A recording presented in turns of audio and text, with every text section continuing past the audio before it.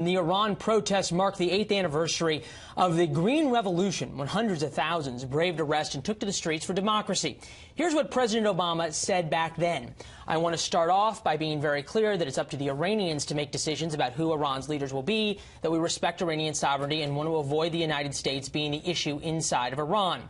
Compare that to today and President Trump's tweets that you heard about from Steve that ended with "the world is watching," #Iran protests.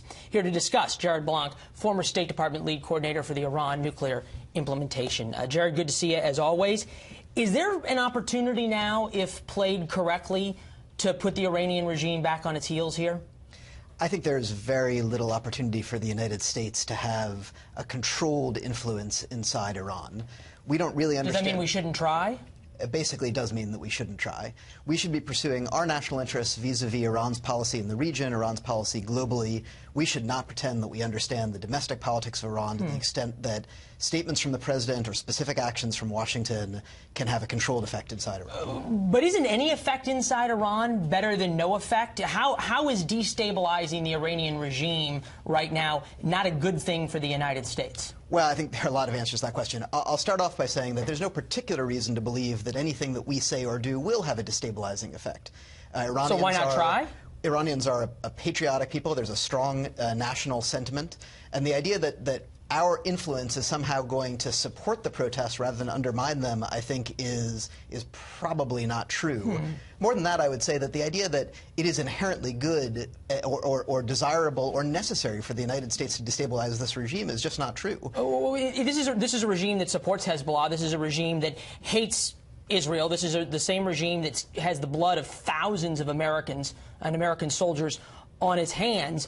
What's the harm in trying? I mean, this was the same arguments essentially that President Obama used in 2009 to not get involved in the Green Revolution. Yet when Hosni Mubarak was under siege from protesters, couldn't wait to come out and say it was time for him to go. Why not at least take a chance? Well, I think, first of all, you've cherry-picked a little bit the quote from President Obama.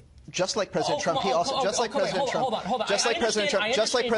also called for respect of human rights in Iran. That is absolutely appropriate for both presidents. He didn't call for the Ayatollah to step down. He didn't say Ahmadinejad was an illegitimate president. Didn't send BGANs to try and help these protesters get their message out and allow U.S. cyber attacks on the Iranian firewalls to let pictures come out. A lot of folks would say President Obama left these protesters in Iran out to dry. Why not do something different this time? I think that there is a strong reason to believe that overt support from the United States for protests inside Iran are counterproductive for the protesters. More than just that, again, I mean, if you look at the actual coverage, what we understand is going on inside Iran, it's very thin right now. We do not have enough of an understanding of the politics of Iran to play this game. I mean, I'll tell you that. Hold on, Jared. No, Jared, you've given. I get that talking point. We've understood it since 2009. The question is, it didn't work back then. Iran only became more radical. Their support of Hezbollah only increased. Their support of brutality in Syria only increased since 2009. Well, the amount of blood on Iranian hands has only increased. That's all ahistorical. I'm sorry. I mean, so Iran's support ahistorical. Why not try something different? Iran's support for Hezbollah has been a consistent part of the regime's policy since the revolution.